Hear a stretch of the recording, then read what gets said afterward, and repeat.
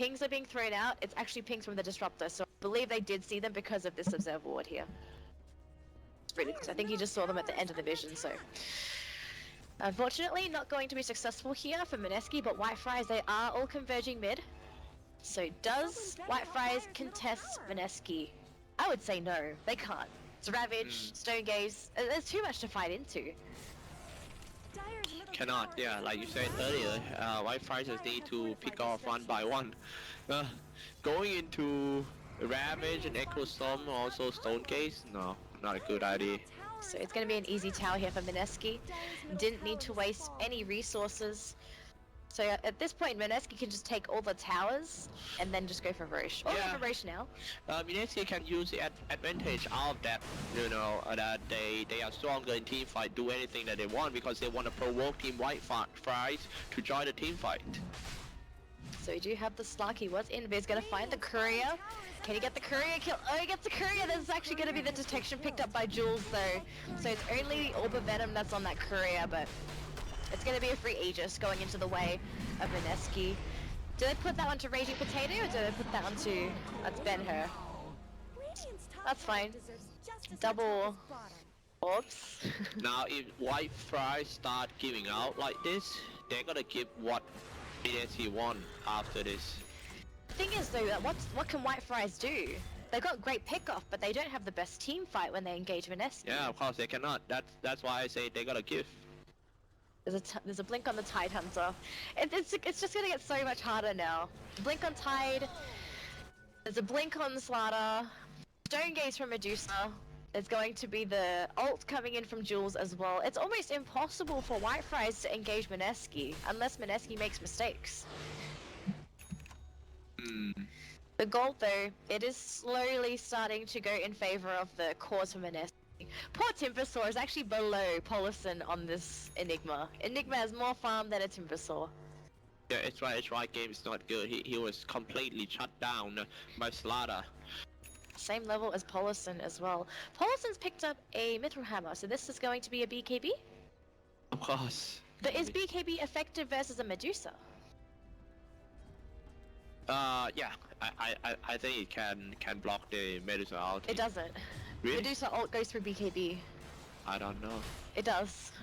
So I'm not too sure if it's going to be the BKB or not, but if they can catch the Medusa in the black hole, it's okay as long as there's no Stone Gaze. No, I mean when Medusa uses it and we about to turn into a stone, can we pop the BKB to get out that effect? That's a question we'll have to ask Winter. I don't know. I've never thought about it like that. Yeah, me too. If that works, then that's pretty cool. I have to ask Winter. Analysts, take note. Ask Winter this very valuable question. So for now, we're going to have everyone on the side of Mineski. Going to be pushing in this top lane. Now, no one on the side of WhiteFries is actually ready to fight. Everyone is spread. There is no one in that top lane. So it looks like they're just going to give away all the T2s. They're just saying, okay, high ground defense it is.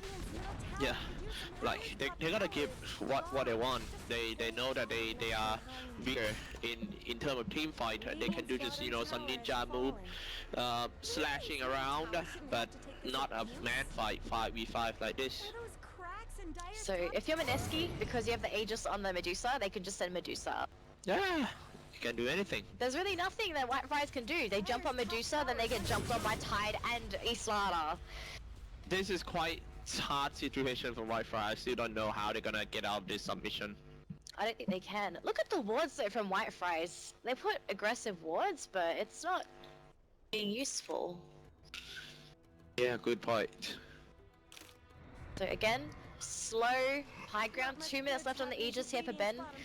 This is going to be such an easy push high ground unless WhiteFries does something. Even then, what can they do? Radiant's bottom tower is under attack. Nah, like I said, nothing much I can do now. Look at everyone on Mineski. They're all just hiding in the trees. They're doing what HY is doing. They're on the wrong team. HY. You need to train Mineski. Wrong team, HY. Oh gosh.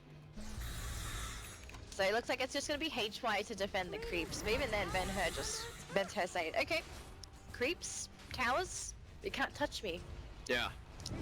on Dyer's top Oh tower. my.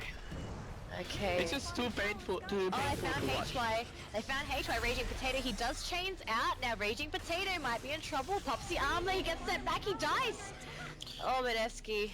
I don't know what is he doing. I mean, they are winning the game. Why they so Anxious. yeah Go. like lost patience? They didn't need to. They could have just kept the slow push going. Unless this was a problem, but this was going to be dealt with soon anyway. They could have just left it. Very interesting decision coming out from Raging Potato. I guess they thought they could kill HY, but it's still a Timbersaw. He's got lots of armor. Man, that's if they keep it coming for Team Mineski doing something like that, yeah, If you're WhiteFries, you got to be happy they did that. very happy. They managed to delay the game a little bit longer. They still need more time for the Slark. Slark, he has got an Echo Saber and a Shadow Blade. But honestly, this itself, it's not enough to make Kevin a threat. Like, even Kevin's name is not threatening. You think, oh, Kevin's coming. You think it's a friend. No, yeah, You don't think it's a Slark. Kelvin, who? Kevin? Who's Kevin? That is actually big loss for Team Mineski because of that lost patient play like that. They can easily get the top tier 3 or even a range barracks because they still got an Aegis and they can do that all the time. And now after they lost Slaughter, they have to fall back and Aegis gonna be reclaimed. Exactly, so it's a wasted Aegis. I guess it wasn't wasted. They still used it. Excuse me. They still used it, but they could have used it more effectively. Not good. Yeah. So Mineski gonna keep on farming. They know they've got great late game with this Medusa. For WhiteFries though, they've got to be really happy that they managed to get this extra time. Polison, he does finish up that BKB, so it's going to be a 10-second BKB.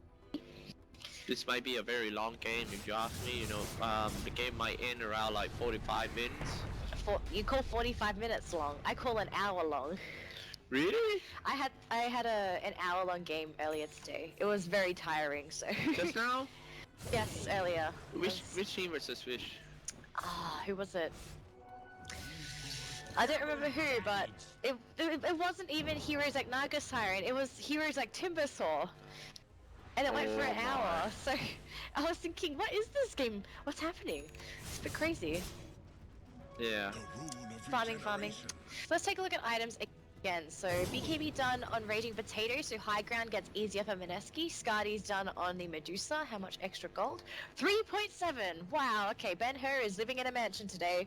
Got a lot of money to work with. Everyone else, not really looking like they're gonna have that much. Tidehunter's getting pretty close to getting that refresher orb though.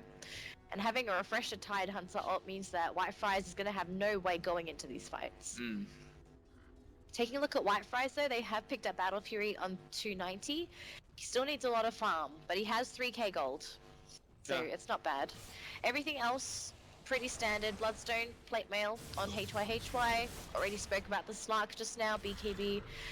So, for WhiteFries, for them to feel comfortable, they're going to need a little bit more than this. Just a little bit more, and then I think after that they'll feel rather comfortable. It's just a matter of what 290 wants to pick up first. And Slark's first item is a BKB. Ooh. So, I don't mind the BKB pickups, but they need to make sure they make the BKBs count. Because that Stone Gaze can be a big problem. Yeah, I still wonder about the Stone Gaze BKB though. We'll see. Yeah, and they're gonna push me. Raging Potato. Oh no, the Slark is there, gets pounced, gets jumped on. He pops the BKB, he's sprinting out. That also Raging Potato's first BKB. Now Mineski, not enough heroes to turn around, so that's already going to be a small victory for WhiteFries because you forced out the 10-second BKB from the starter. That's true. Man, Raging Potato. He should not make that mistake jumping in like that. You know what did he expect? Like his teammate is gonna. I mean, on top lane. Top lane. I'm still triggered for that play. You know, yeah, I was like, hey, you can just get easily top tower or even barracks. You still got an Aegis. It's okay, Cyclops. Someone needs to give you a pat on the back. Yeah. Got a backstab though coming in from WhiteFries. Now, do they find anybody? No one is showing themselves in lane, and it looks like they're gonna retreat. They don't know where Mineski is. We can take a look at their vision right now. They don't have any vision in this area, so I have no idea where half the Mineski team is. Take a look at what Mineski has. They don't really have vision either. Look at the map. It's black. Both teams have black maps, except for WhiteFries, but it's because they have a lot of defensive Oh no. walls. We've got a DC. Well, I gotta inform the guys watching this game in Dota TV too that if you wanna follow up in Twitch TV, you can tune in to twitch.tv/EGG network on Twitch. You know, you can see some panelists too. You have a right? couch. Yeah, You have a red couch. couch and also some games. Feel free to tune in tomorrow, boys. And then we have Bible Thump, Kappas. Yeah. Feels bad, man. And you can see Danny like. Oh.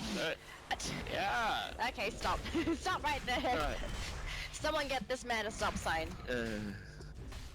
So for now, we're gonna have the roast coming in for Mineski now. They want to try and finish this as soon as possible, but take a look at WhiteFries. They are coming in. That was the smallest chains I've seen in my entire life from HYHY. Roshan is going down. Is there going to be a steal? He does not. Ben-Hur, he gets this. He actually got the Aegis into steal because they actually managed to get the Roshan kill. So Sniper's already dead. They lose a Disruptor. WhiteFries made a terrible decision. Enigma, he got frozen. He popped the BKB. He got gazed. WhiteFries. Yeah, this is WhiteFries. what happened when you try to man fight them 5 versus 5. As you can see, no chance at all from all these AoE skills, and Mineski knows about that, so they never hesitate. Wherever WhiteFry is, they're just gonna go in. You know, they no fear at all. So WhiteFries, they stole the Roshan, but Mineski still got the Aegis. Oh, okay. Yeah, I that's understand. HY stole Roshan actually, just with the chains. The chains by itself stole Roshan, which I found quite funny. But no deny, unfortunately for HY. Now Ben-Hur, because he has the Aegis, he can just hit the Raxes. And there's really nothing that WhiteFries can do. They still have Black Hole, but there's no BKB anymore. For 15 seconds, there's no BKB, there's no blink on Polison. And with no blink, he can't jump into Mineski. He can't get the Black Hole of his dreams. So this is just gonna get quite annoying if you're a WhiteFries fan right now, because you look at this game and you think, what do we do? What can they do? There really isn't much that they can do. They've drafted themselves into this hole. Mineski, they're still wanting to play aggressive. They're smoked again. I was compliment them like so much about their mobility line. I was like, wow, never seen such thing before. Turned out not working lah. Oh. Not working because it's too greedy. Yeah. It's too greedy. Too indie, I guess. Too indie. They needed a tempo controller. I think that's all they needed. Someone that was going to be able to hold the game so that the Ember Spirit or the Slark was going to be able to farm. But they couldn't get it, so. Yeah, this is such a hipster draft. How are you gonna fight? Need a higher belt. Okay. Need a higher belt. So for now, it's just going to be Mineski sort of playing the game out however they wish. They still have the Aegis. I'm really surprised that they don't try and push bottom lane. Because they're farming in their jungle, which is fine, but I thought that they would really try and push that bottom lane fast. So BKB now done on the Timbersaw. There's all these BKBs on WhiteFries, but it's still Stone Gaze. The BKB doesn't stop Stone Gaze. Oh, you checked it just now from a team fight? Do you see it? Yeah. Oh, okay. I saw the Stone Gaze freeze the Enigma in BKB. Oh. Wow. It says here as well. This is BKB, yes. So. Alright, we are here. We are here. It's like WhiteFries saying, okay, just take our towers, just don't take our base. Yeah. I don't know if that's going to be okay though. 290 he is in the enemy tower, but a poor Ember Spirit by himself can't push. They're actually bringing everybody in to maybe try and force heroes back from Mineski. The only hero back is going to be Elder Titan. So already going to be pretty successful defense. Looks like WhiteFries, they don't really want to do anything. It's just we're waiting for Mineski to make the plays happen.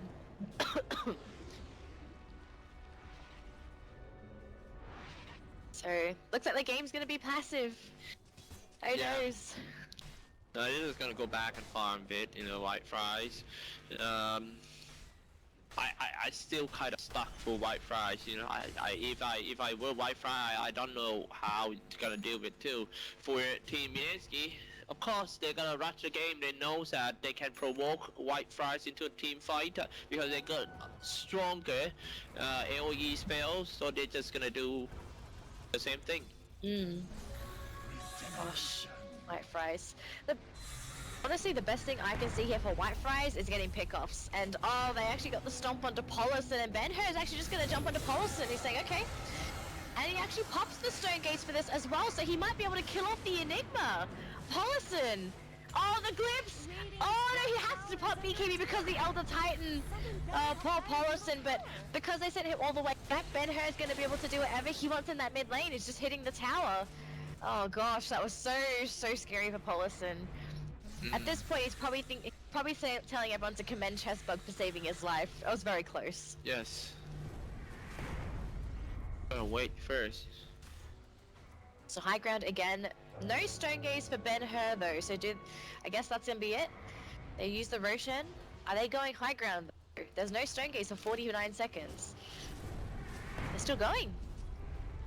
That means I can even shoot from the low ground. Ben-Hur. Jumped on by 290, but let's face it, Ember Spirit still hits like a truck. It's only a Crystallis. He needs that Daedalus, but he needs buyback as well. You can tell they really want that courier to deliver items, so he's playing it as safe as possible, just grabbing it if he can. Definitely, we were talking about the single target pick-off about Team WhiteFries. You say that, oh, wait, look at that first. Oh. Fishing potato. Oh yeah, the courier died! They still managed to get Silver Edge onto that Slark though. He managed to get the Purge off as well, so he's gonna be A-OK. BKB popped onto the Slard. Slard are gonna keep on chasing, and actually Slark is trying to go for a kill here onto Cast. He can't get it, but Black Hole's gonna be there for Polson. It's only onto Ben-Hur. And Bocarino blinked into it as well. He still got the Ravage off. Ben-Hur still alive. He's gonna keep on fighting, but the Medusa finally drops to Mineski. Have they made mistakes? Yes, they have. Yeah, that was he doing that intentional. Oh, the fight's not over yet, and another kill for Team WhiteFries. So Buck were like this. All right, my friend stuck in a hole. I gotta save my friend from the hole. Maybe pull him out. So let's go in the hole with my friend. But after that, I can release the ultimate. But he forgot that his friend gonna die in the hole. Then what about him? He forgot to bring food in the hole, so his friend died from no food. Yeah. Oh gosh. Huge misplay. That was also a huge gold change as well. So for Mineski, they gave a lot away. It was one mistake. Yeah. They can't afford to make another mistake like that. Because if we take a look at the graphs, that's EXP. This is gold. Gold is still even, but that was just off of one fight. Well, I think the fact that WhiteFries always split out, like split pushings, that gave them more EXP than Mineski, that always stick. Yeah. Well, that's how Mineski's draft is working. Courier, okay, Radiant's Courier died. Where? Here. What did that have on it? 4.7k gold. Was that the rest of the Timbersaws Shivas? It has to be. It must have been the Mystic Staff and the recipe, but then there was something else on there as well. There was a lot of gold on there, so we're gonna have to see later what was actually on it. Oh, Radiant's Courier died. Oh, wrong team. I don't know what it is then. Wrong team. Whoops. For now, still waiting for Roche now. Let's see what the timer is going to be. Few moments, minutes and 45 seconds, so it's going to be a while before the Roche spawns. But you can tell Mineski they're getting ready to actually control the Roche. Oh man, Danny, I think you were right. It's gonna be a 1 hour game for sure, man. No, don't say that, it's going to jinx it. It actually is going to be 1 hour. Yeah. Oh, they're gonna try and jump onto Ben-Hur. They're trying to force out an ultimate, but oh, they actually managed to get the slaughter. Raging Potato, a bit of a misplay there. Is gonna be the Stone Gaze BKB popped. HY do not face that Medusa. He finally does, but TP out. Oh, the chains! from 290. They're going to be able to kill off Ben-Hur now. He's completely isolated. The rest of his team is completely off guard. They're all spread. They're going to get jewels as well as a bonus. Gem of True Sight as well. Mineski, late game decision making is becoming a problem. Oh, I gotta stretch a bit. So it's probably gonna be a long game, like you say. It's getting, and especially when you doing some major throw like this for 2 times in a row. No need to take a look at the graph. Oh no, we don't need to look at the graph. You can already see here. You can already see here. This actually goes to show how much gold there actually is on the side of WhiteFries. 4 core heroes of Team WhiteFries. Technically, yes. And look how quickly they're going to be able to take this T1 tower. They have to glyph. They need to wait for everyone to come back. Medusa's not back for another 20 seconds. So they need to make sure Raging Potato does not die again. They need him. Chains out. Tower gonna go down. Air stop actually lands, but unfortunately it was halfway through Kevin's purge, so he's going to be okay. I think leadership is very important in this game. Yes. Especially for WhiteFries. Like they fall behind since early game until like 30 minutes, half an hour for doing nothing but run away and losing racks already. And if they can come back and win this game eventually, all the credits go to the captain for sure. Absolutely. Like HY has to be the one calling all the shots. Yeah. So Roche is back. And it's going to be taken by Mineski, or Mineski wants it anyway, but you can tell there was a pink line drawn by HY. He knows that Roche is there, so they're all going to be coming in. Shadowblade with the Slark, he is ready with the BKB. Is there a sentry? There is no sentry, so they don't know where the Slark could be. But Roshan has already been taken. DD and Ben-Hur and everyone on the side of WhiteFries, they're going to retreat. They're going to say, okay, high ground defense again. A bit worried for WhiteFries one, because every time that Team Mineski got an Aegis, it's always some towers need to be sacrificed to Team Mineski. Towers of WhiteFries. Yeah. It's just, are they going to be able to get towers now? They can just do the same old trick. Send in the Medusa, shooting the tower. It's not that easy, right? Well, all they need to do is they need to somehow force Ben-Hur to go for an early Stone Gaze. If they can force that out and it's already been used, then that's when WhiteFries can go, because they've got BKBs for everything else. Yeah. So, it's just Ben-Hur. It's just the Stone Gaze that's a big problem here for WhiteFries. Once the Stone Gaze is down, they're good to do whatever they want. So for now, gonna keep an eye on Mineski. What's the decision here? What do they do as a team? HY, he is sticking around.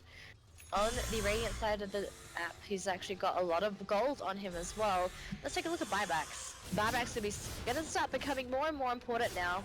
Only 4, and only WhiteFries has buyback. There are no buybacks on any Mineski heroes. Okay, Mineski, you have to be careful. Mineski has to be so careful now.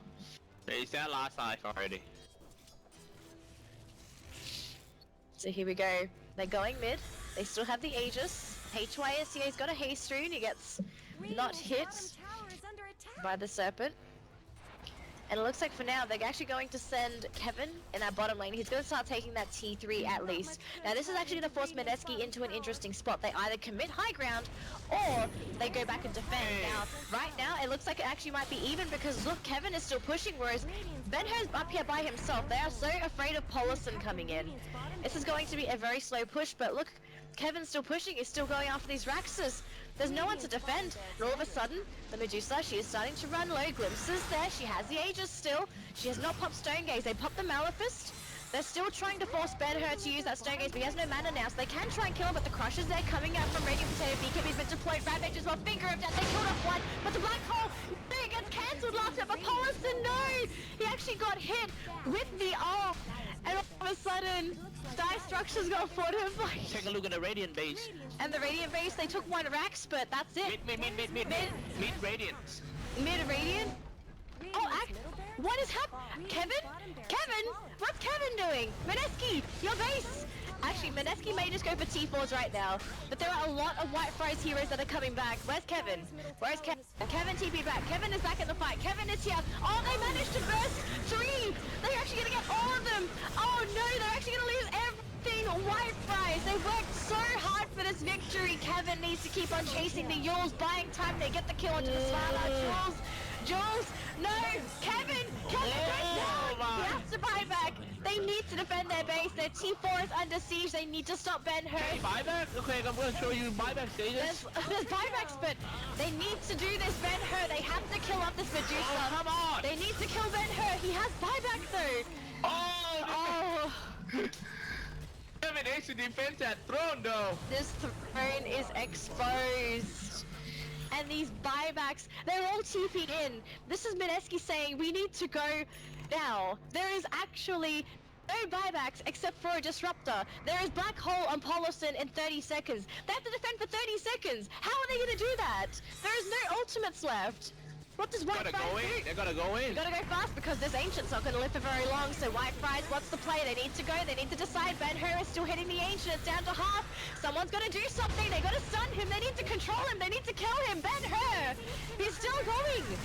Oh, come on! That's GG, Mineski, they got this. There is no way they are losing this. Oh, wow. Way too much in that defense, even though they got a lot of Raxes with their slot. Wow. What a good closing game. Gosh, that was insane. That is actually the most insane game today. That was probably the most interesting game of today. But guys, thank you so much for tuning in. It's been Cyclops and myself. Cyclops, look at the camera. That way. Oh, hi. Say hello. We are done here for today. This is the last game of the day. But first, before we go back to the panelists, this has been Cyclops. If you like Cyclops, where can they find you on social media? Oh, you can go to my Facebook page, facebook.com/CyclopsDota. And don't forget our Twitch channel, twitch.tv/EGG Network. Feel free to tune in tomorrow for more action from us. And my name's been Daniel Cast. Pleasure to be here, but we're going to pass it back to our analysts. Boys, please take it away for our final analysis.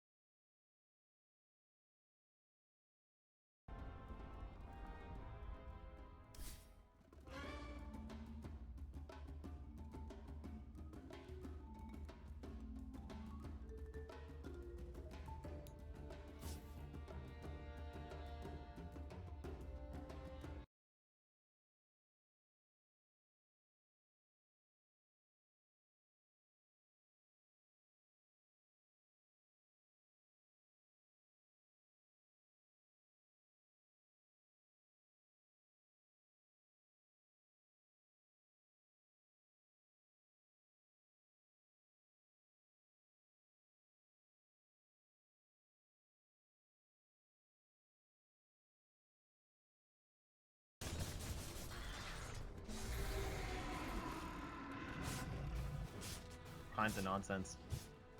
Pretty much the most interesting thing that's left to talk about in this game. As Flipside being down 2 melees with no Battle Fury in sight. A very difficult comeback for them to achieve. So many items just like, I mean, there's a Bloodthorn for Thug for crying out loud. Yep. Well, BKB. MKB now, and the works for Dara, but that's it. Almost has a 2, needs some 300 gold. It's gonna be used up against the Radiants, nothing else. But with all that's happened here, they haven't even gotten the tier 3 low, despite all the extra kills, so maybe they had themselves top ranks didn't even fall earlier, I didn't even notice that. Did it meant all that much? Whoa, okay. Dara. Mandara. Dota. Dota. No root. The blink roll and shot. Rests in pepperonis. He does have buyback and he does have that secondary bear. Oh, get him! Use it. Meanwhile, in the back. Maybe next time. No, please die. 7-1, do it. Do it. Come on. Oh. Come on. Nice little escape to the high ground there for him. The bear. Bear. No, Norman Madara. That pumps out a mana. He can't finger him. Edron gets tossed back. Nice Edron though, but yes. What is it? Edron? Link forward. It's fine against him. I don't know, I've heard both. Madara.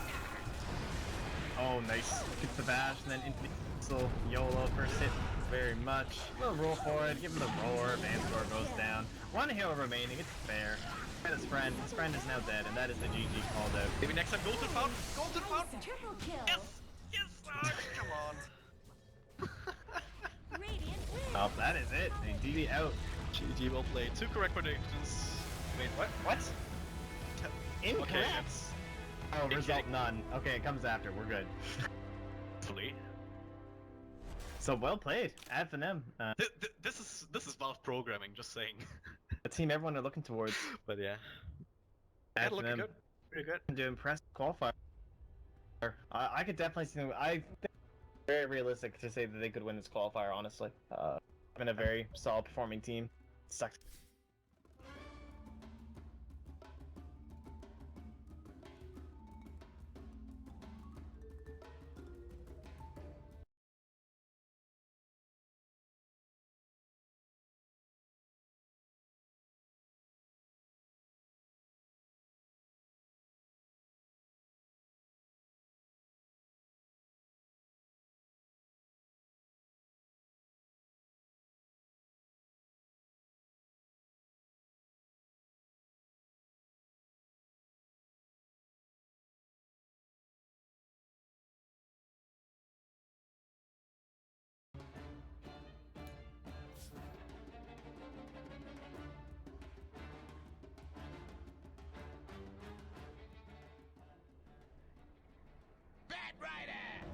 Where he is just Radiant team's retardedly turned to good. ban. I mean, it is actually insane how strong he is in that window. Like, you hit this peak where you have a couple of core items, your metamorphosis is maxed out, you're almost level 11, and like your ability to siege high ground is just insane. I mean, if you saw any of 10 those NA seconds finals remaining. games, I mean, they were completely back and forth in that kind of Terrorblade manner, where it's like, oh, you get Terrorblade, okay, great, yeah, you can have our Dire barracks. All right, team next ban. game we get the Terrorblade, same thing the other way.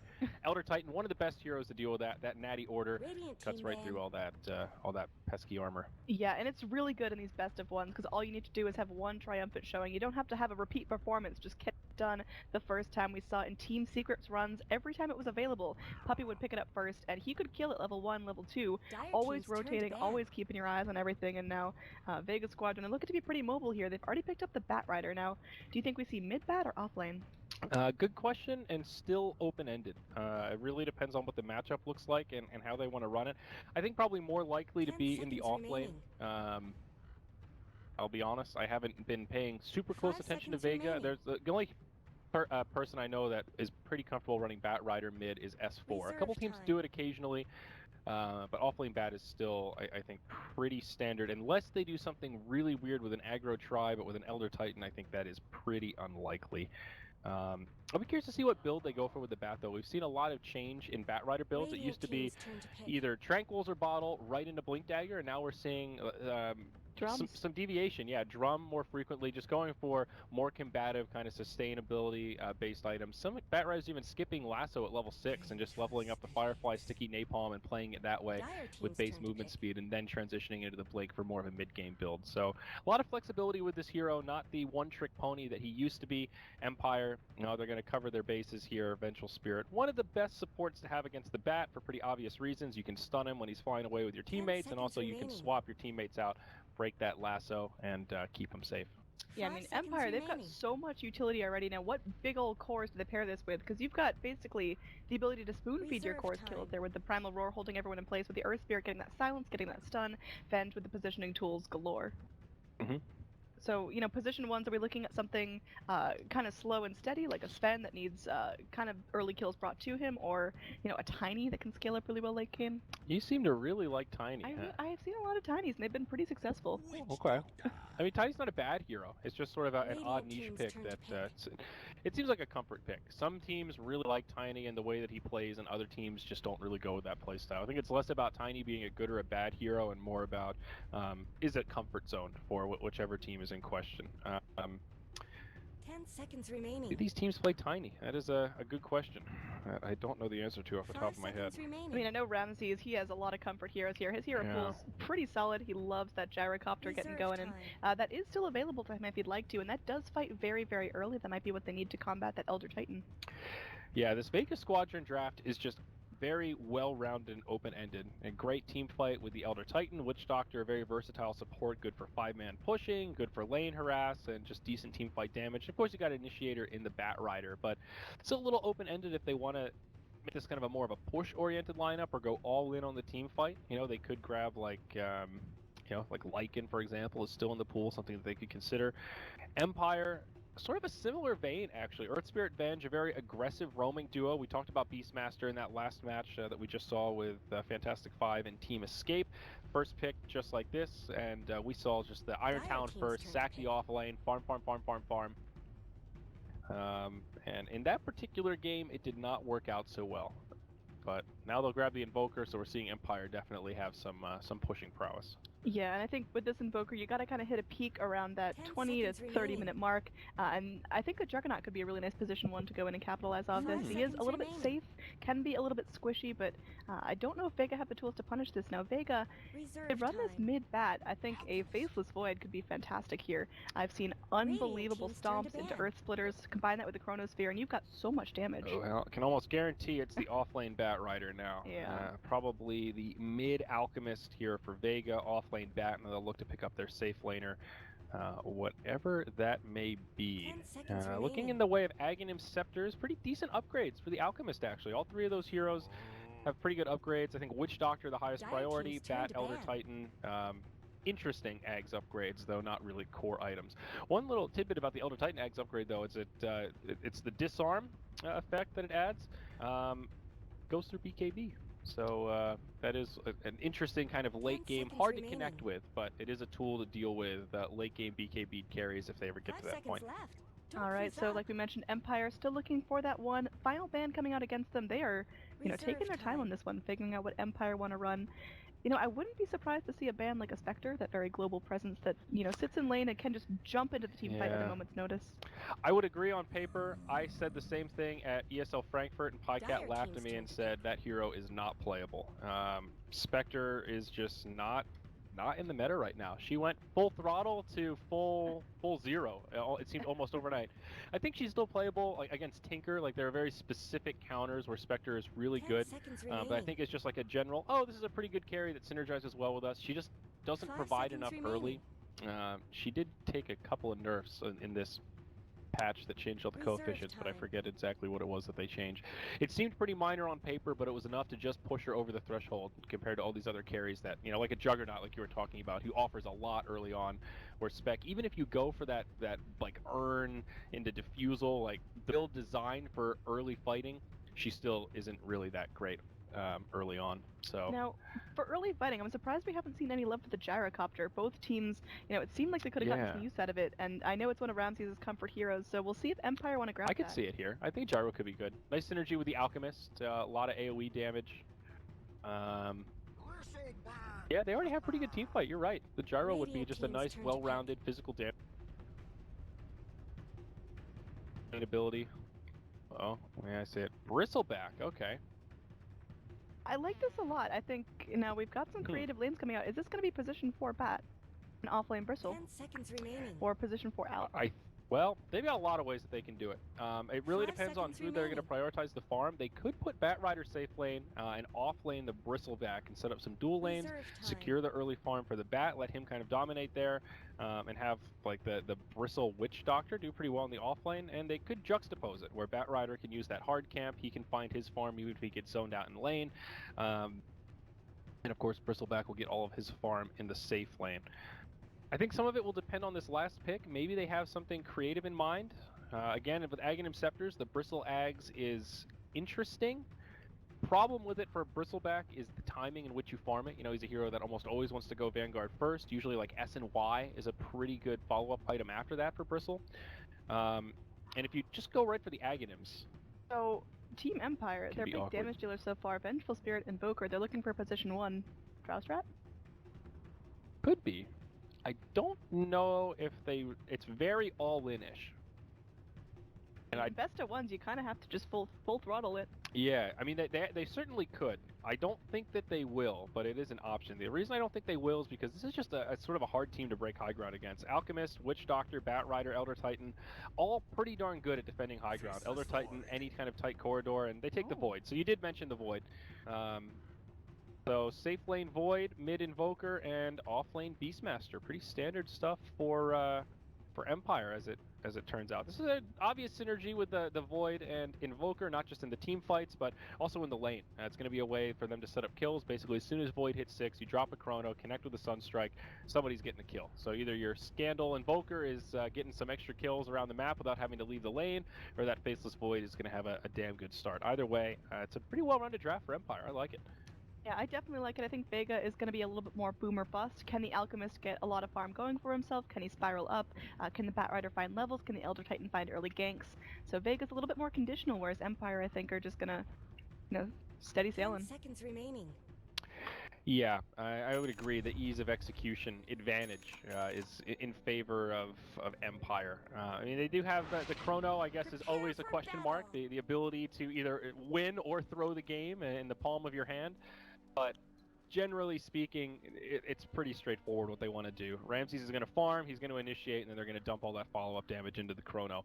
For Vega, well, they need to make sure they get farm on the Bat Rider, they need to make sure the Bristleback doesn't fall far behind, but of course you need to make sure that Alchemist is getting his priority. And I think Vega is like slightly greedier in that sense, where could run into this scenario where if they lose a couple of their early towers, their farming area is limited. Maybe Alk will be able to find all of his farm, but then everyone else is really going to suffer, or vice versa. Bat Rider finds his farm, but then Alk doesn't have any stacks in the jungle. But if this Vega lineup does have a good start in the lanes, they could just kind of run them down in that mid-game, so to speak. I mean, you're always fighting into the Chrono, but we've seen what happens when an Alk gets a good start and doesn't let up. There's always that potential for the Alk to just ball out of control in the lane.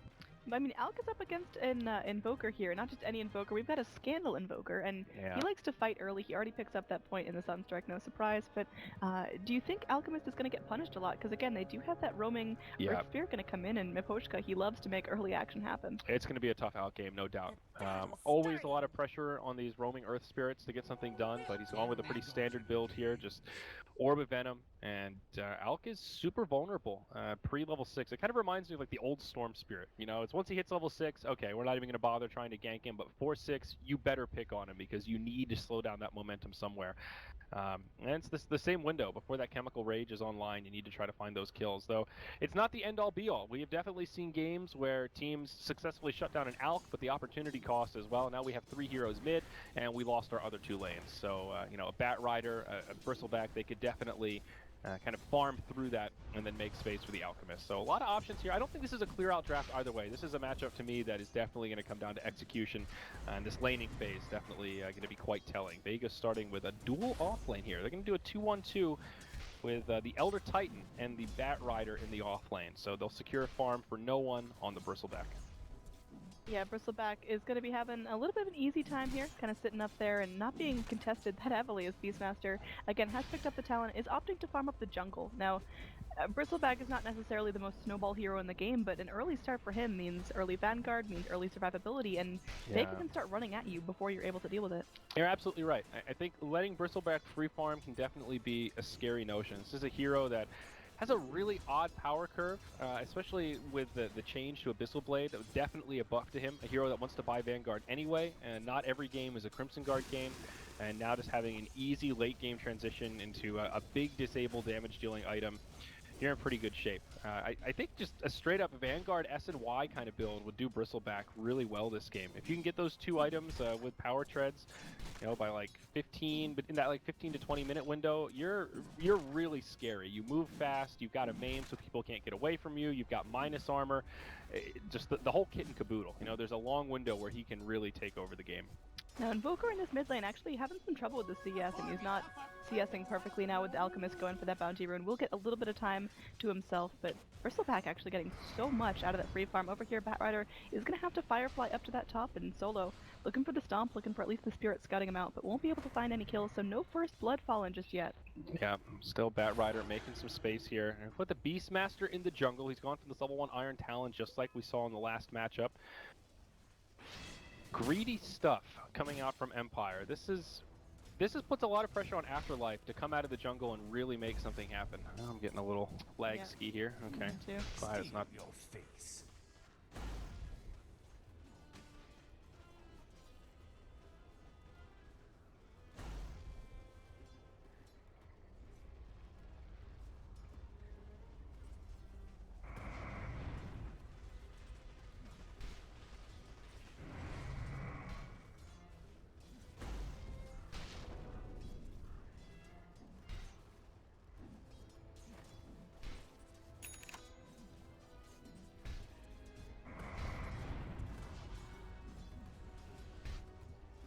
Where it's like, well, shit. Alright, we are back on through. Hopefully this is going to go a little bit better for us now.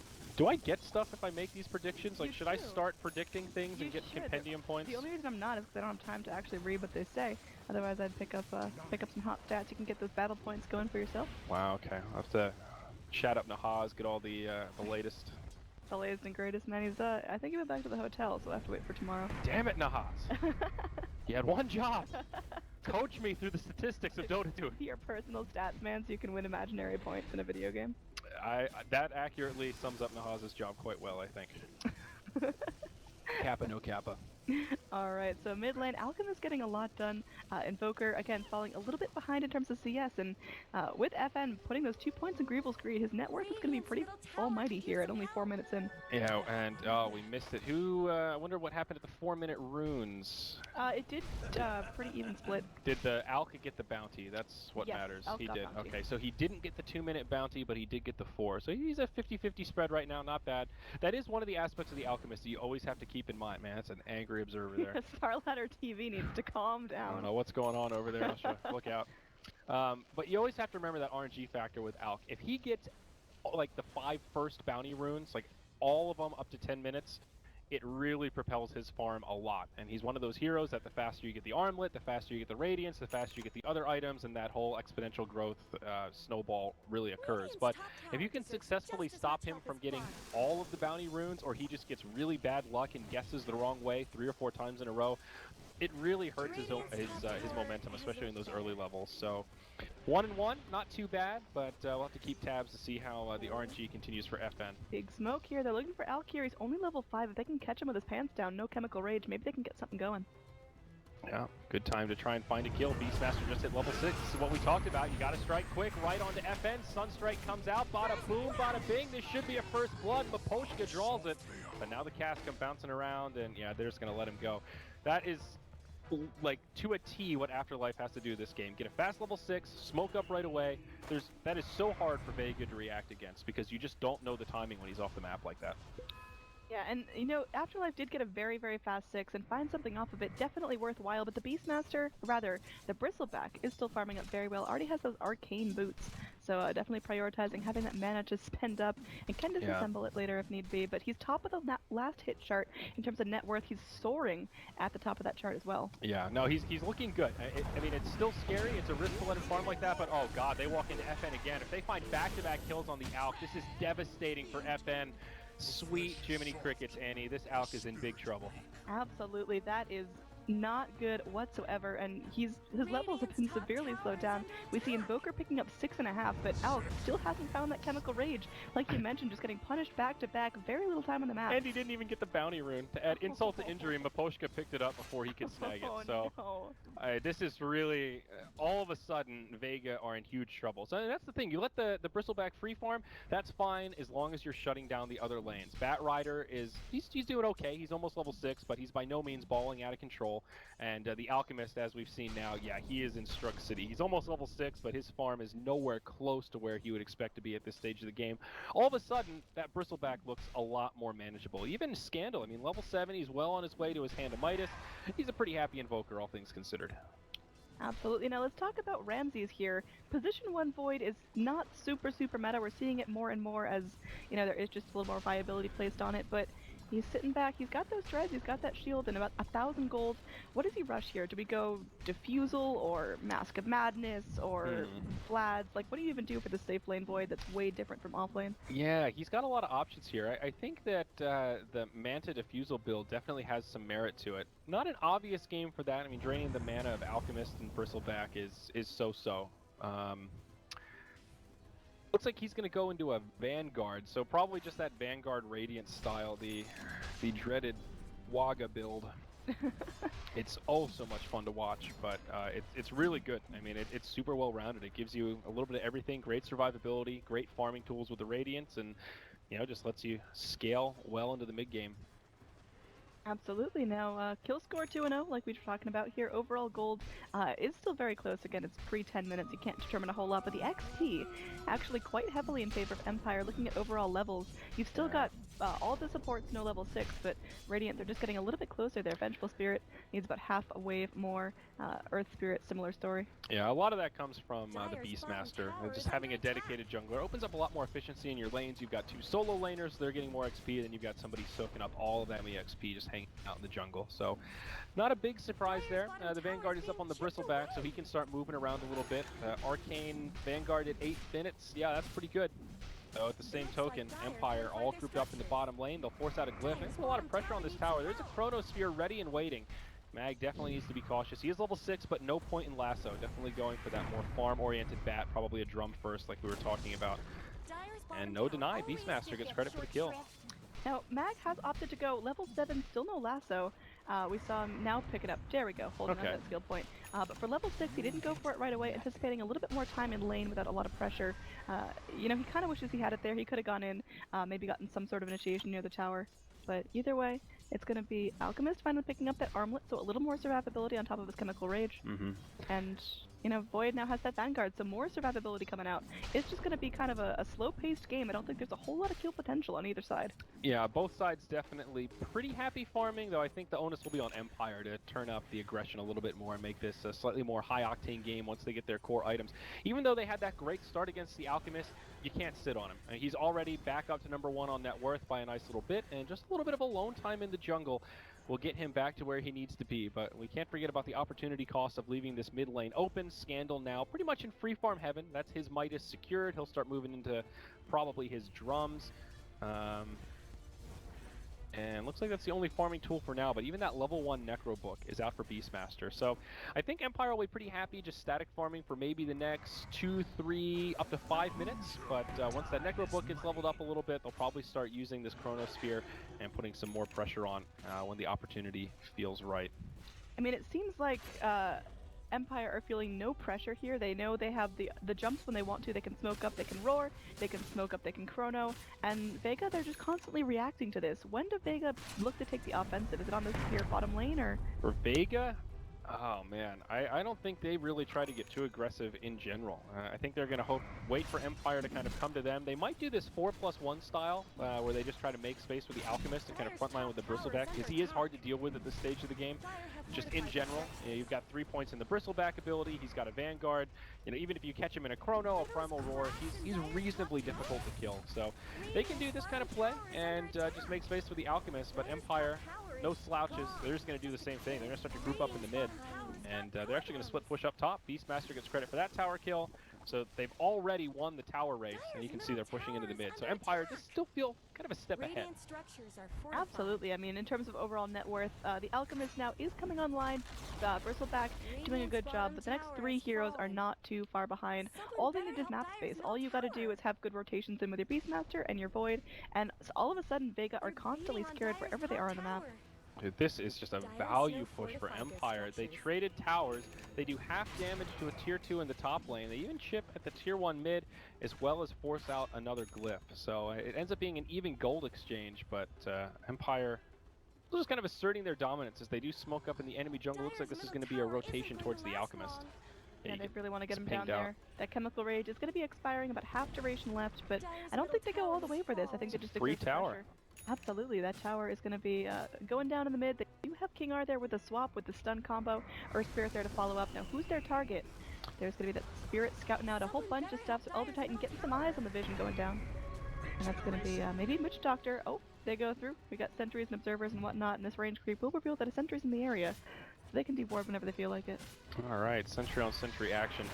Nice ward up on the high ground from the Radiant here. Just gives some intel to see whenever this Alchemist is farming. This is around the time for Empire. They've had enough time waiting. They've gotten their core kit up, almost a level 2 Necronomicon. They're ready to hunt this Alchemist anytime he shows his face. Next step will probably be to try to ward up the Ancients. Nice heads up play. Oh, they've already got one up here. Okay. Good little spot there. Do they see it? They don't. I think Seema's just hanging there. Wow, that's unfortunate. This is a false sense of security here. They put the ward down. They think that this is completely blind. But if you look at Radiant Vision, they know exactly what's going on. This Alchemist could actually be in a little bit of trouble. Miposhka. Uh-oh. Oh, they're going into the pit there. Miposhka is going to be scouted out. No one looking for the kill, but just bopped back there, saying, get out of my one. And that's going to be Miposhka rotating around with King R. Once again, this support duo does have the potential. For now, up top, there's going to be where the kill goes down. They drop everything for this. Witch Doctor going to be looking to drop the base, and Seema getting immediately punished there. The Wild Axe is coming up with the drag here. They will get the kill on the Beastmaster before Seema goes down. Looks like he will get away, but just barely. It takes a lasso. It takes an Alchemist rotation. But in the end, Beastmaster was just too greedy. Yeah, I mean, Vega is just getting ripped apart. This is back-to-back kills Sunstrike. in the bottom lane. That's the second time he did that. Void used a Chrono Spear to lock in the Elder Titan. He killed him with a Sunstrike while that fight was breaking out. Beastmaster almost kills the tier 2 tower in the top lane, and then they get a follow-up with the next Sunstrike on the Witch Doctor. Even though they lose their Beastmaster there and don't finish off the tier 2 tower, I think Empire are completely fine with that trade. They're putting so much pressure around the map, and this Alchemist isn't pulling ahead. Sure, he's 1k net worth up on the Invoker, but that's not very much. Alchemist is very much a snowball hero. In this first 10 minutes, 15 minutes of the game, he wants to get the foundation to skyrocket into the mid-game. And here, he's like kind of got an armlet and a relic, and like, please, can I just get this damn Radiance? Please, I've been training all my life for this, guys. I need this Radiance. And it's, you know, not a poor timing, but it's not really a great timing either. And Empire are doing a really good job managing this power farmer. Yeah, I mean, you look at what Alchemist brings to the table right now. Even with his Radiance, he's not going to be able to turn and fight immediately. He's not going to be able to sustain in every team fight, so you got to be very, very cautious where you bring him in. And he's still got, you know, 10, 15 minutes of farming ahead of him before he feels comfortable. Bottom lane, possibly initiation onto Scandal. No, not quite. Okay, so he's just gone drum BOT. Pretty standard Invoker King R build. goes for the swap there, has the stun to follow up. No one gonna get Sunstrike down. They commit the roar as well. Maybe a little bit of overkill. The Earth Splitter comes out. There's the Stomp. Solo coming in, getting the lockdown on the supports. But Miposhka rolling on through will take him down. There's the base drop once again by Seema, but they get the kill on the Elder Titan as well. The Forward Spirit's putting in the hours. Scandal is gonna take that stun. Mag does have that drag, so they make it the consolation prize of the Invoker. And looks like that will be the case. It's a 2 for 2. Now they're looking for more here. They get this done onto Mag. Oh, Mag God. gets the Firefly. Oh, the Chrono. Solo, Ramsey's looking to make the action happen. Alchemist goes through the kill on the Vengeful Sphere, but it's only support. Can Mag get down? Yeah, Ramses gets the kill. It's going to be a 3 for 3. What a bloody massacre. Yeah, not really the clean fight that Empire was hoping for. Now, the Chronosphere was just coming up for Ramses. He had a double damage rune on as well, so pretty good time for him to try to pick a fight, but just a little bit out of position in terms of getting things started. Looks like he's not going to go into the Radiant straight away. Yasha coming for Ramses, so have a little more movement speed, just a little bit more damage. Also got a bit unlucky there. The Radiant Spurn also forced out a miss, and he maybe could have killed that Bat Rider a little more quickly. But just like that, Vega right back in this game. That's a completed Radiance for the Alchemist. I mean, just look at the net worth graph. That is the power of the Alchemist. Even just one fight that's a break even. And Vega have actually pulled into the net worth lead. Yeah, I mean, it's still very close, and the Alchemist has to really keep that momentum rolling if he wants to stay in this, because again, Void can scale up very nicely. Invoker, I don't even think he's hit his peak yet, not by far. He picks up the drums, but he's got a long way to go before he has that amazing team fight composition. Oh yeah, for sure. It's more just a matter of if you don't have a fight like that, then Vega is definitely losing this game, but it's just crazy how I mean, they didn't even win that fight. That was a straight up 3 for 3, right? That was a quote unquote even trade, and that was enough to just get this Alchemist right back on par. Now a couple K net worth ahead of the Invoker, and because of that, they're going to move right into the Roche Pit. This is one of the nice parts of the Bristleback, minus armor on the viscous nasal goo. And they should be able to kill the big boy pretty easily here. Minus 7 armor. Looks like Empire not too suspicious. They will smoke up in the mid, but too little too late. This Roche is going to fall to the Dire. That's going to be Bristleback now with 2 lives. He's got the Vanguard, he's got the mech, so a lot of sustainability on that little Armadillo and Ramses. They're smoked up, they're looking for the Chrono. 5 more seconds on that. So it seems like they poked their head in the pit, but didn't really have a whole lot of tools if they ran into someone. Yeah, it's a good point. Having the Chrono on cooldown definitely hurts. And okay, Manta style. So Vanguard Manta for Ramses. Yeah, it's that fighting build. I mean, the Radiance is nice, but it just takes a little bit too long. Yeah. You gotta have at least some early game push, some early game, oh god, more life. And, oh, top lane, we got the jump here. Oh, they cannot afford to lose the Alchemist. There's the Sunstrike. He did. Yeah, he very did, and that was through Chemical Rage as well. That damage coming out just from that Beastmaster Earth Spirit combo is more than enough, and of course the global follow-up from the Invoker always helps. Yeah, it's a great catch. Using the Invoker the way you should. Capitalizing on that global presence. I mean, Alk is still farming okay, but he is not really in fighting shape yet. Radiance, Armlet, not going to save you from that kind of burst damage when they're willing to commit a Primal Roar, now a level 3 Necronomicon. That's pretty serious burst damage coming out your way. We haven't talked about it, but Mag did pick up a Blink Dagger on the bat. He's also level 11, so he's been fairly quiet this game overall, 0, 1, and 3. I mean, he's been involved in 3 of the 4 kills, so I guess in that context, he's been pretty active, but Vega in general just haven't really found too many opportunities to pick up kills. It was really just that one team fight that we saw not too long ago. Yeah, and again, these kills are going to start spiraling up, I think, as soon as the Radiant have all their ultis on cooldown. They are going to want to go through, they are going to want to continue to rotate, because the later this game goes, Bristleback Alk gets super, super scary. Yeah, it certainly does. That minus armor synergy is there, and again, if this goes on for another 40 minutes or so, I do think pulling an Aghanims towards the Bristleback is something to just keep note of. It's a really interesting upgrade that turns Bristleback from pretty annoying to really annoying. Just having an AoE slow that he doesn't have to target, that he can just mash that key and spam it out. I haven't really seen it in too many pro games, but I think at least on paper it sounds pretty good. Being able to stack up negative armor like that, it's like a spammable AoE amp damage that builds up over time. It's kind of incredible. Alright, now this tower heavily under siege there. The Witch Doctor wailing away with those cute little 80 damage right clicks, but they need a creep wave if they really want to get this done, and then the Fortify comes out. They're going to have to back off, but meanwhile, we've got some split push coming out. The Earth Spirit just making sure this lane stays pushed in for the Radiant. They really don't want to give away any advantage there, and now Alchemist forced to clean up the bottom lane. He's going to go through. He has found himself that Yasha, so he's going to go for a Manta next. Yeah, pretty standard build coming out of him now. Probably just Manta into Octarine, I would imagine, and just take over the map, use those illusions. It's still funny to remark that they changed it so the Greevil's Greed doesn't propagate to illusions. People thought that would just take Alchemist out of relevance. It's like, nope, even without that extra bit of broken farming, he still farms like an absolute monster. Problem is, what does he really add to these fights, and when does he start doing that damage? When does he become that, like, just raid boss, run at you, rip you down? He needs a little bit more. So if you look at what the net worth really contributes to his team fight, it's not a whole lot. Now Afterlife gonna get caught out here. Don't have a follow-up. Yeah, it was a ambitious attempt there from Vega. It's like a half a second stun. I don't know what the plan was there. They're going to try to intercept the Ancients, though. It's just a double stack for Empire, but still worth it for Vega to try to put pressure on. I feel like Empire have just done such a good job positioning around the map. I mean, Vega are now going to be able to finish off this tier 1 tower, but they delayed this push for a pretty long time just by split pushing the lanes, forcing them to react, and now it's bought a lot of time. Full Manta up on the Faceless Void, now a Blink Dagger on the Beastmaster, and an Aghanims on the Invoker. A lot of really big items now coming online for Empire. What's their jump point here? Do they have to smoke and look for picks, or do they wait for Vega to come to them? I think it's the former. I mean, you might not even have to smoke, but that would make it a lot easier. I think now with these new items picked up, you've got an Ether Lens on the Vengeful Spirit. You've got so many ways to initiate now. You know, Void can jump in with a Chrono, Blink Roar, even just a swap into stun. Any of those should secure a kill on pretty much any hero except like maybe Bristleback because he has those Greaves and has the Vanguard. So yeah, go for a pick, finish off these last tier 2 towers, maybe think about next Roshan, and I think high ground is definitely achievable here for Empire. Probably next Roche though. I doubt they'll really look to break high ground before then unless they get some kind of a crazy opportunity and good team fight. So now we've got both teams ignoring each other, just clean line down the map, just no one crosses that no man's territory. As, well, Dire, they're looking to take out this bottom lane, at least apply some pressure on Radiant. They're focused up top, maybe seeing if there's anyone in the jungle, they're looking for ganks. Their vision isn't perfect, Radiant really only have this one ward sitting here under the shadow of the old tier 2s.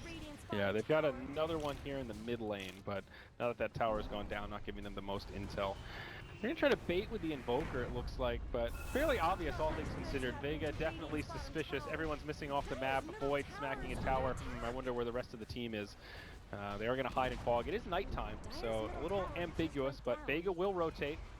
It's just a free tier 2 tower, and again, Empire with just the more confident movement grants them a free tower. Vega back up instantly before they even really put a lot of pressure on that tier 2 in the bottom. The threat of Aurora, the threat of that Chrono is just enough to keep Vega back, because they know all they have to do is keep away one key kill on the Alex and Bristleback, and all of a sudden these high grounds are just messy. You can't crack Just them. look at that, the half damage on a tier 3 tower. Literally nothing happens. It's just straight right clicks. Here we go. They get the drag here, but the swap back, there we go. Vengeful Spirit making the play. They will just throw to the top, the meatball mag, chunked down by the axes in the back left here. We got everyone going down there. Will be the Magnetize popped out. Seema the Slayer looks like he's gonna be slayed. Now Ramses, he's gonna get kind of low here. Still wants to fight. They will get the kill on the Bristleback. Invoker putting in the plays. Now Scandal, he's looking for more here. He's still got health. He's still got mana. And this is going to be Bristleback in the grave again. They do have buyback at the ready if they need it, both the bat and the Bristleback. What do you really bring to the fight if you buy back on the bat? You've got no lasso. All you can do is spray out the napalm and get back. Yeah, it looked like for a second there Bristleback might be able to do it. He did 2,300 damage in that fight, Invoker doing 2,000 just for a frame of reference. That's how much he can put out with those quills. But you saw nobody was really that close to death. There were a couple heroes in, yellow HP, a couple in red territory, but Empire just had a beautiful setup. That's one of those fights where Chrono on 3 heroes sets up for the Earth Splitter. It hit at least 2, if not 3. You called that swap immediately. I mean, that's like the dream against a Bat Rider. He was lassoed for, what, half a second before the Venge was able to swap him out. I mean, King R was just completely on point. And Empire knew how that fight was going to go, and they orchestrated it to be completely in their favor. Absolutely. Now we do have Solo sitting back. Has picked up a couple of neat items here. It's going to be sitting on that force staff to make sure you can go in and keep everyone at bay. Now, is that going to be used defensively, offensively? Well, either or. Depends on the situation, I suppose. Well, with a Bat Rider on your team, it does definitely open up some possibilities to help your buddy if he gets stuck in a sticky situation. But I think more of a defensive tool here to help people that get caught by, a Venge swap or something like that. There's another big item picked up here. It's the Diffusal on Faceless Void. Not done quite yet, but just about there. Yeah, that's going to be huge now. Just the raw mana burn alone is going to do a lot of work, but then the purge ability is just fantastic here. Up top. Making sure you're always at your fighting fit. Up top, yeah, we are going to have that kick coming on through. The Magnetize out. It looks like Witch Doctor casting out the coconut with his last breath, but his corpse just crumbles. Yeah. And that's Naposhka sitting there, I mean, completely unafraid. This is a Earth Spirit, 25 minutes in the game, that's able to go through into the enemy's safe lane and solo off supports. Well, he had help with the Sunstrike. That was the big core of the damage, but nice cheeky setup from Maposhka, just kind of hiding in the tree line, rolled over, and that Witch Doctor was definitely not ready for it. They go for this again? Invoker's got the Sunstrike. Maybe. Who's going to catch who here, though? Mag's got some friends nearby. Maposhka getting low, trying to roll away, but the stun's there, and it's just going to be a freebie back the other way. Okay, well. And just overstaying your welcome there. Noble effort. Down bottom. Test those boundaries. Now, oh yeah, over here we got the TP out. Looks like, okay, Scandal with the Boots of Travels coming on through. That Elder Titan just absolutely falling down. All it took was a couple hits from the Invoker to get the job done. Yeah, nice setup from the Beastmaster. I mean, I don't know if there is an item, maybe Hurricane Pike on Enchantress. You could say it feels like that was almost just designed for what she does, but Necronomicon on Beastmaster is just unfathomably good. The amount of extra damage that you get on the Necro units from the Inner Beast is incredible. You get the utility from the Mana Burn, you have a guaranteed long duration stun where they can't run away from you and your Necro units are just going chop, chop, chop, chop, chop. I mean, we're 25 minutes into the game, we're sort of past the obvious window where Beastmaster is really strong. And you saw how easy it was for them to find that kill on Elder Titan. And now the Beastmaster Roar will be back up in about 20 seconds, and they could look for another kill on the back of that. I think they Empire really has to keep up their momentum. They can't really just get too comfortable here, because again, Vega, they're down, but they're certainly not out. In terms of overall net worth, it's sub 1,000 lead for Empire. I mean, XP, a little bit different here. The levels are still better for the Radiant, but nothing that can't be caught up on very quickly. Yeah, you're definitely right. They are, I would say, almost playing this a little bit too passive. They're finding these little pickoffs here and there, but I think anytime you have all of your ultimates available as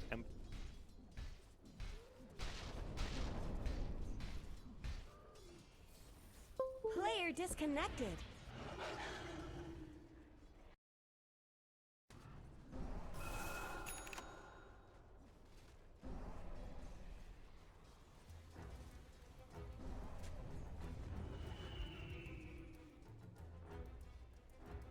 Radiant's top tower is under attack.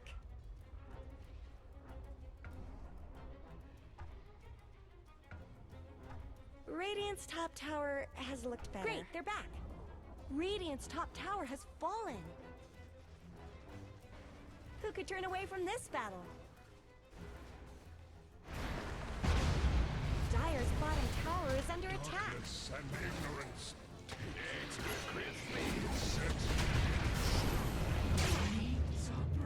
Dire's bottom tower is being chipped away.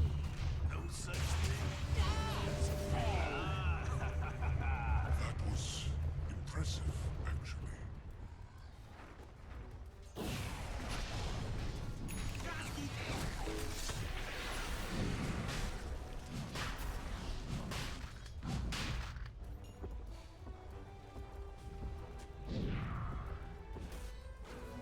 Illusion.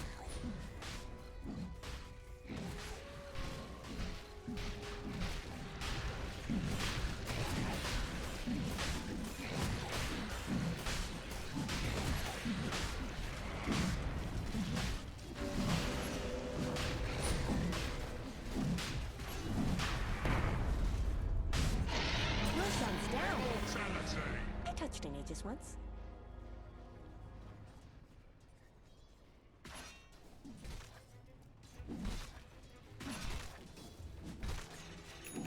A gift from the goddess.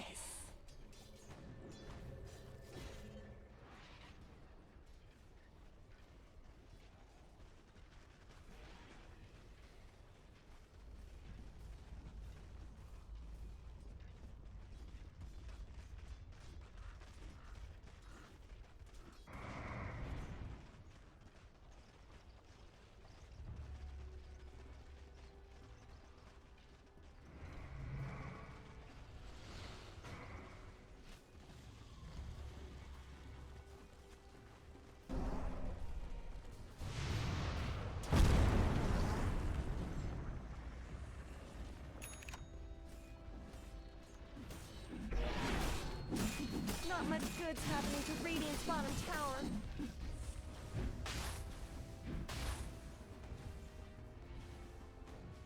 Radiant's bottom tower's got problems.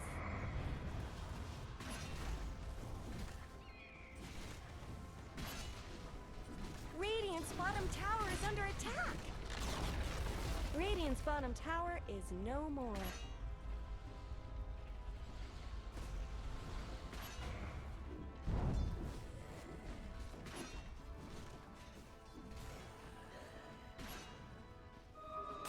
Yeah, baby.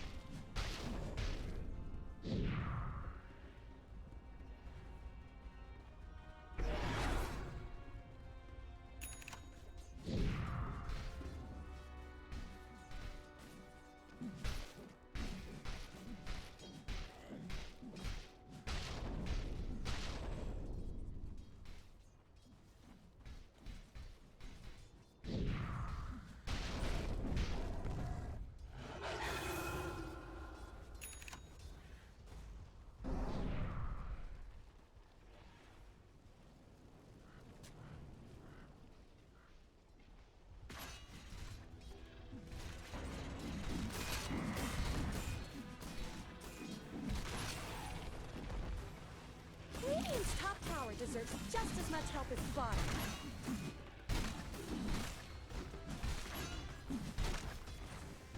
Radiant's top tower is under attack.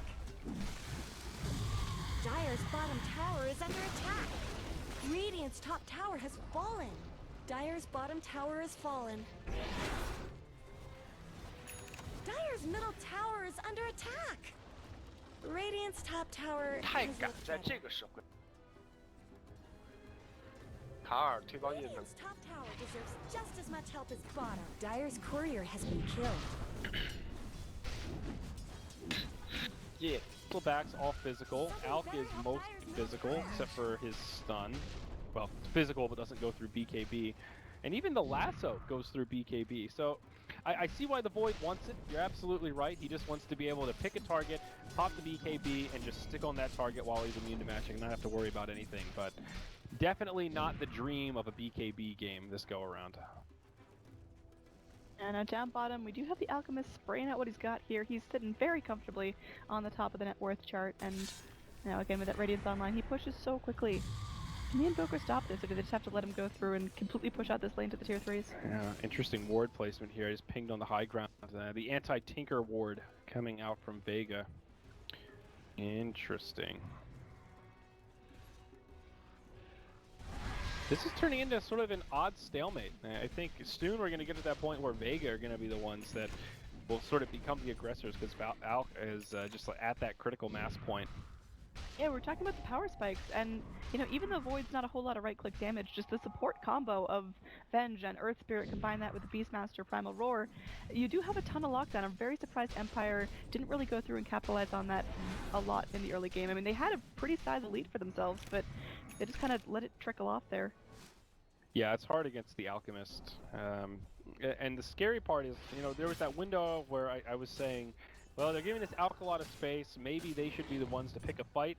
If you win those fights, it's obviously great. You just go right up the high ground, the Alk is hurting.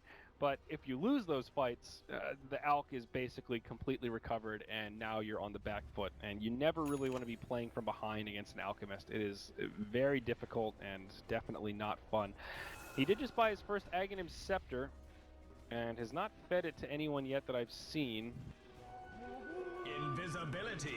What are we doing here, Alk? I'm clicking around. He's going to be flying it in. Courier is going to be on cooldown for a minute, so probably... Oh, Courier's still dead. Okay, so we have to wait. Alright. Oh, no, he gave it to the Bristleback. Okay, there it is. Interesting. So of all the heroes to prioritize most, they give it to the Bristle. For the layman's out there that aren't privy to this upgrade, it just makes Viscous Nasal Goo just a straight up spell, just like Quill Spray. You don't have to target it anymore. Just walk into a fight, hit Q, and it snots at all the targets in the area. So it's pretty good.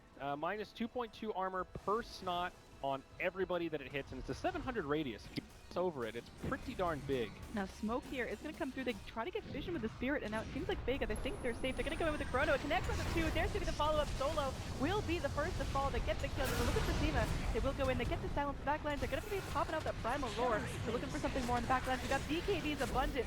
Scandal is going to be in some trouble there. Swap back. King Arc to his left to make sure the Invokers are alright. Now Mag slapping on through. Wants to find that lasso. Will not be successful. Alchemist, he's running in, he's channeling up the Unstable Concoction, will get it onto Afterlife, ripping him apart there, he can't react, he's gonna go down, the backlines to the river, we still got more action, Ramsey's getting dragged back, that Void can't do a whole lot, he's got that time walk, he sprays with the time dilation, he's on the aggressive there, first hit bash, onto Mag, there will be a stun coming out, Ramsey is now fighting for his life again, he does have that walk up in 1 second, will leap up to the high ground, still wants more, Scandal trying to make the space here, making the plays in the backlines, there was more bashes out from Ramsey, who goes in for the Manta, I don't think he can go onto the Alchemist anymore, but will be TPing back home, meanwhile the Invoker, who lived through that entire fight, will go right into the top lane and start pushing. So 3 for 2 overall, no buybacks forced, but definitely favoring Empire. Yeah, just barely though. I mean, they get the net worth gain out of it, that's cute, but oh, they might lose Maposhka here. He kicks him back, he's gonna try to TP home, and Alk's just gonna let it go. Alright, no concoction up for another few seconds.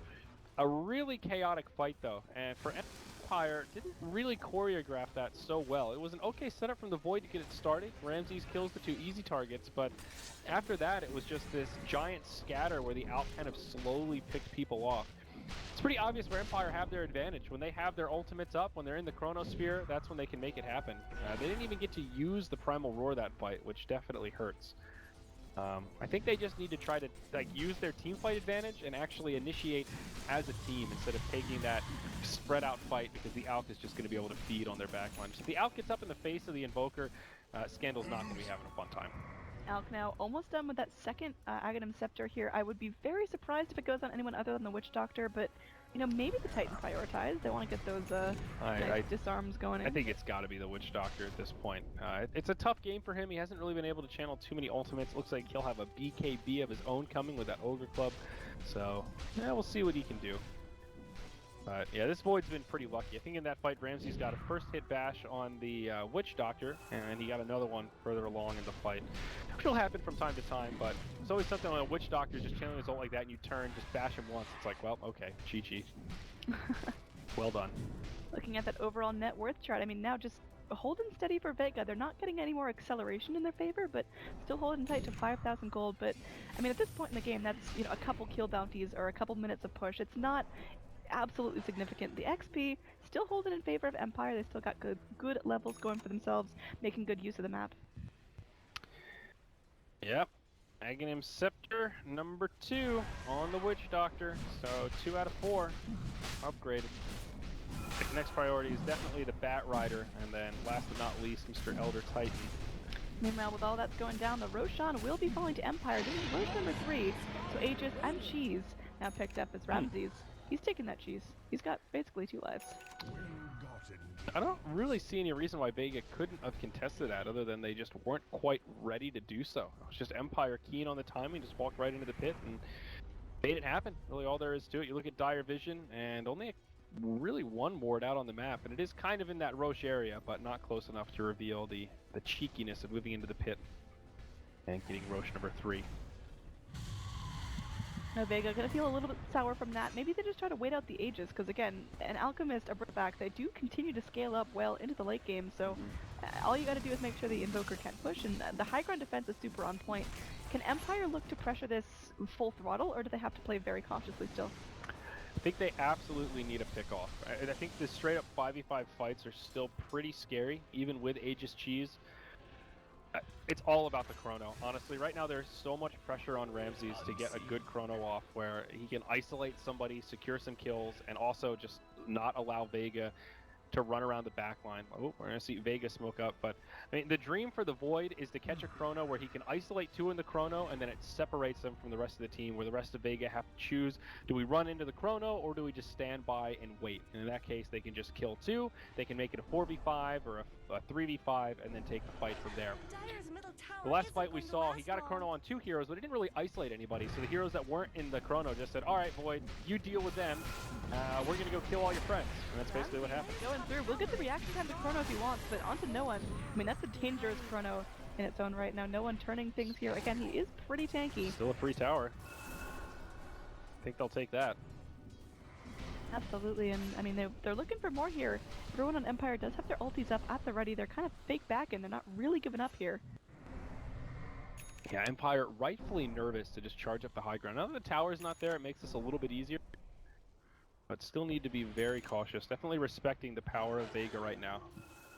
Recognizing that if they lose this fight, Vega can just BOT down to that bottom lane and go right for their high ground.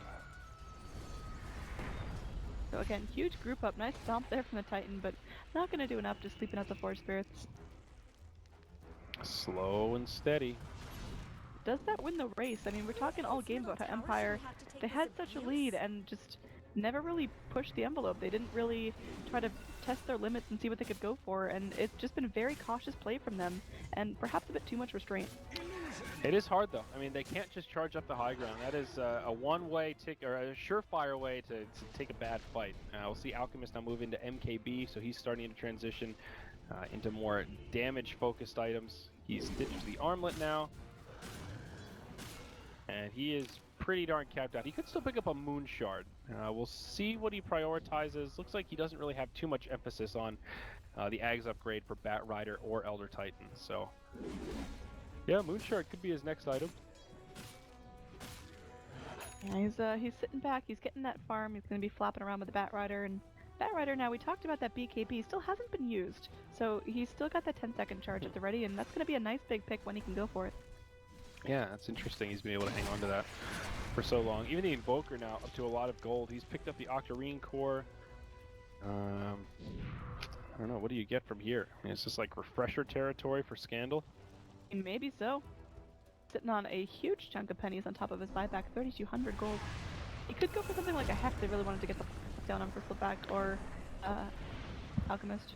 This could end up being a pretty long game here, honestly. Both teams are in that kind of defensive mindset where they both feel like they could win a fight if they get the proper initiation, but neither side really too good at breaking high ground or taking objectives. So they're sort of both waiting for the other side to make a mistake that they can capitalize on. And when both teams are doing that, it just creates this kind of passive farming style. There is an invisible Beastmaster, though. This could be an opportunity. Well, we've got 2 gems on deck. There's a shout here. No one. He may get picked off here. Sunstrike coming out, but just not doing enough damage. They're bringing the missile. They're bringing in everything, but he's so survivable. They're turning things to the back lines. There will be an Earth Splitter coming out. Scandal in some trouble. Melting down. Will he get away here? He pops with the Ghost Walk. Nice chrono. But do they have the damage here? Ramsey is just burning down. The Acid Spray is what gets him in the end. Now King R, he's flapping down low. Mag had to expend the lasso, but now blinking back in, will get the kill onto the Vengeful Spirit. This is looking pretty bad for Empire. They've got no vibe in the Venge. They do have back on the Void if they need to, but for now, Vega feeling very, very confident. They lost no one for that. Yeah, that is pretty disastrous for Team Empire, needless to say. Really weird initiation for the Void. He seemed to be in a good spot. It was a great lasso from the Bad Rider to catch him before he could chrono.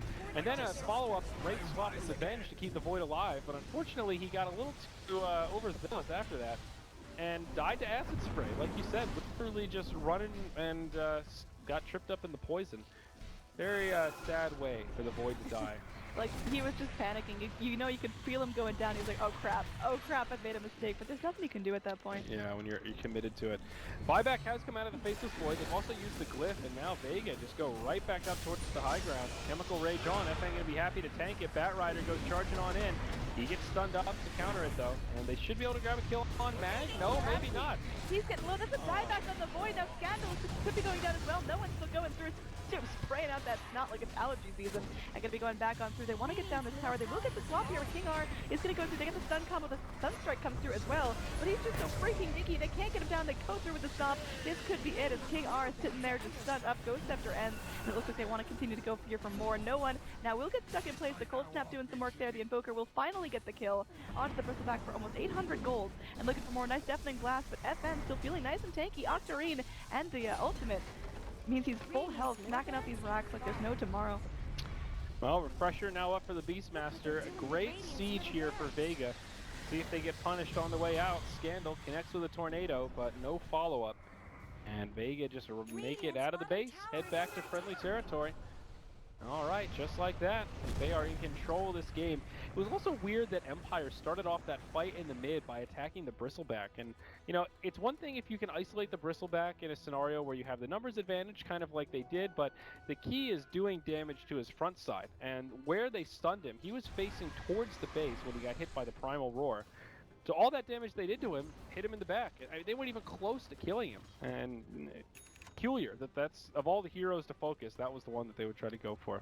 Alk buys an Ags, also a Moon Shard, so he's feeling nice and rich now. He plops it onto the Bat Rider, so we will have that double lasso, and like you mentioned, it also adds some damage component to that. So they are certainly not lacking in sustain, not lacking in control. We'll see if Empire are just going to go and crumble into the abyss, or if they still got some life in them. Yeah, we'll see if old Bat Rider can get the choo-choo train going and pick up a couple of stragglers at the next stop. You really don't get to see the Aghanim Scepter Bat Rider too often, so I'm high hopes that he'll be able to at least get one double lasso. I mean, Alk is pretty huge at this point, sitting at almost 4k, or rather 40,000 net worth, and he's eating up that Moon Shard. Again, has bought Aghanims for all his buddies. So for the mechanic with lasso, I guess I'm the one that's supposed to know this, but it just says closest allied target within 400 range. I thought the mechanic was kind of more of a refraction type deal where you sort of had to shackle them almost, you know? Like it needed to be lined up. The way it's written kind of implies that you just need to be around the Bat Rider and it'll just grab anybody. It goes through like an actual lasso. Think about it. You just like whip a rope onto someone and it... No, right. I was thinking it was more coned, you know, like... No, it's like if you have someone right next to you at like a weird right angle, it'll catch them rather than the person behind you. So even if there's somebody like in front of you, it'll still grab onto. Okay, that makes it even easier to use then. So you can just jump in anytime the enemies are kind of grouped up and you're getting somebody. Yeah, it's a parade. Yeah. Okay. I mean, it may sound nitpicky, but those little tiny mechanics make a big difference. We were just talking about this at ESL Frankfurt, like the Drow Ranger Aghanims, how it splits, and the difference in that mechanic of how that varies from like Medusa, where the split shot comes from her source, whereas the Drow Ranger one hits the target and then breaks out afterwards. So the positioning of the target you're hitting is really crucial in terms of maximizing the damage. Now high ground defense here coming out from the Invoker, popping out that EMP wall, but no one having trouble dealing with that. I mean, Alex, it takes him a while to crawl through. There will be a tornado holding him in place, but for now, just sieging this tower like it's nothing.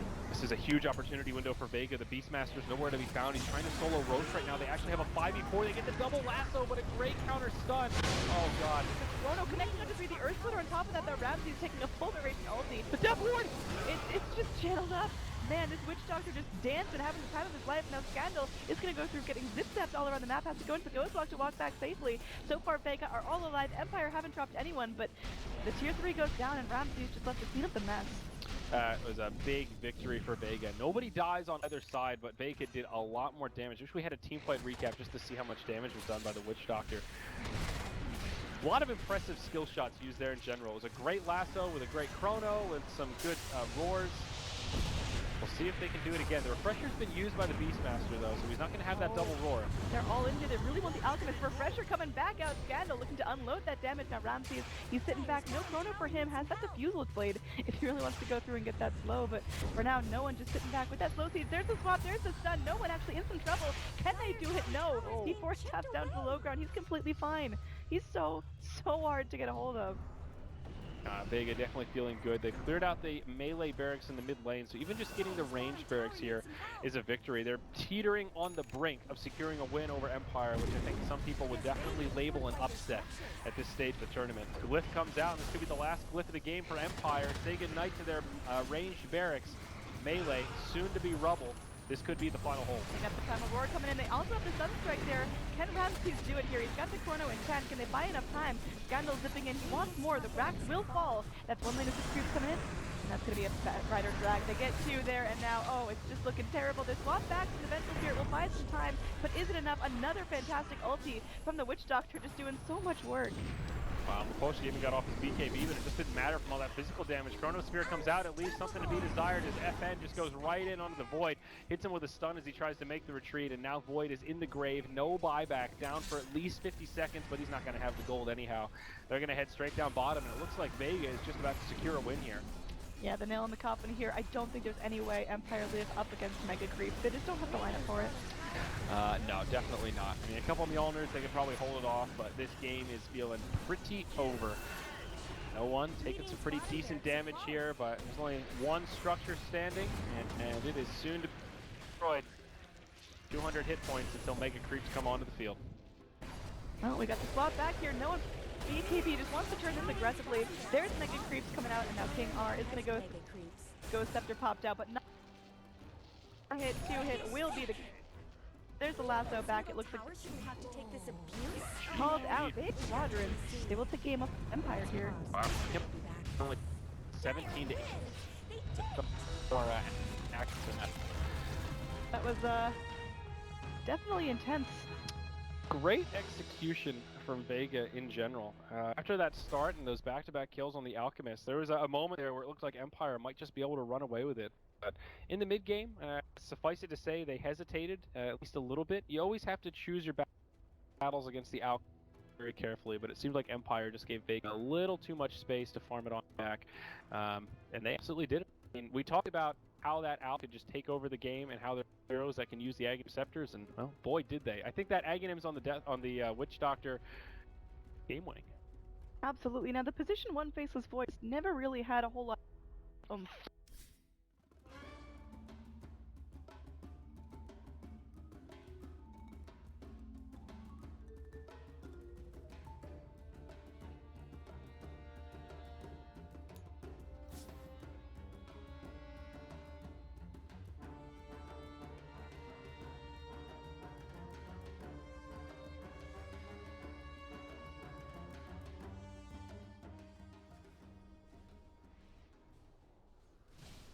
Oh, down versus yeah. Alchemist, who's just like, yeah, he'll pick burst up. That's for like before 25 minutes. After 35 minutes, this match burst damage. You know, that's not what you need. Everything needs to get into that stratosphere of Morphling Hero, where you're just right-click a ridiculous amount, and he's getting there, but still a ways to go before he's actually that terrifying, right? Like maybe like a Scotty or something. A little bit of extra control and damage added on. Speaking of control, lower dance. Crucial item, man. It's Scythe of Vise. It's quite nice as his diffuse blade charge is running low. You can still upgrade that, of course, but yeah, it's. Well, Otherwise, the hex just prevents the ghost up from coming out in the first place. We saw Alliance in a session earlier today. Down against attack and crippled for much longer. Thought considering the disadvantage they were at, thanks to the AoE team abilities this time. Rather than the Magnus, it'll be Enigma and the Tidehunter, and the refresher done onto Bulba means they can simply win one big fight without a question. Oh yeah. What matters is how many heroes you get in Ravage. So can you get a full 5-man wipe to actually back? Is that worth it? You only get 2 or 3, they back off and they right back when everything cooled down. So how can you bait them in? How can you find that good spot? Is it going to be a smoke out into the jungle? Dire side? That's always the scariest thing when you draft a lineup like this that's really centered around these big cooldowns. If you don't get it, if you don't win the team fight, even if you win a team fight, if you don't win it well enough, it's still gonna bite you in the ass because you're not gonna be able to repeat that generally. This guy's absolutely right with that. And MVP then, playing it safe, they're trying not to get them, let themselves get into a position where that's even an option for Secret. So they're gonna have to go for a subpar initiation. They want to get anything done and prevent any sort of damage coming out. the gem is